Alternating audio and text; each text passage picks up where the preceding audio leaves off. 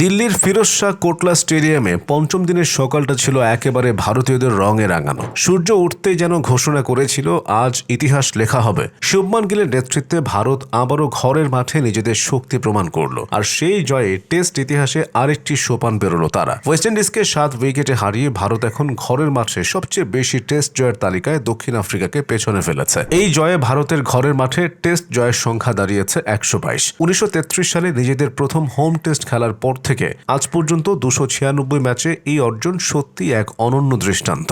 এই 296 ম্যাচের মধ্যে ভারত জিতেছে 122, হেরেছে 58টিতে, ড্র হয়েছে 115টি ম্যাচ, আর একটি ম্যাচ টাই। এমন ভারসাম্যপূর্ণ পরিসংখ্যান প্রমাণ করে ঘরের মাঠে ভারত এখন এক অপ্রতিরোধ্য শক্তি। 1889 সাল থেকে ঘরের মাঠে দক্ষিণ আফ্রিকা খেলেছে 254টি টেস্ট, জিতেছে 121টি। অর্থাৎ ভারত এখন ঘরে দক্ষিণ আফ্রিকার চেয়েও সফল, যদিও তারা টেস্ট শুরু করেছে তাদের অনেক বছর পর। তবে এই তালিকার শীর্ষে এখনো অস্ট্রেলিয়া। ঘরের মাঠে টেস্ট ক্রিকেটে তাদের রাজত্ব যেন পাহাড়ের মতো দৃঢ়। 450 ম্যাচে অস্ট্রেলিয়ার জয় 262টি, হার 103, ড্র 84 আর টাই মাত্র একটি। জয় ও হারের অনুপাতের পার্থক্য 2.543, যা টেস্ট ইতিহাসে এখনো অপ্রতিদ্বন্দ্বী। দ্বিতীয় স্থানে রয়েছে ইংল্যান্ড, যারা ঘরের মাঠে খেলেছে 558টি টেস্ট, জয় 241, হার 132 আর ড্র 185। এই দু দলই ক্রিকেটের জন্মদাতা এবং ইতিহাসের সবচেয়ে প্রাচীন প্রতিদ্বন্দ্বী, তাই তাদের সংখ্যাটা বিশাল হওয়াটাই স্বাভাবিক।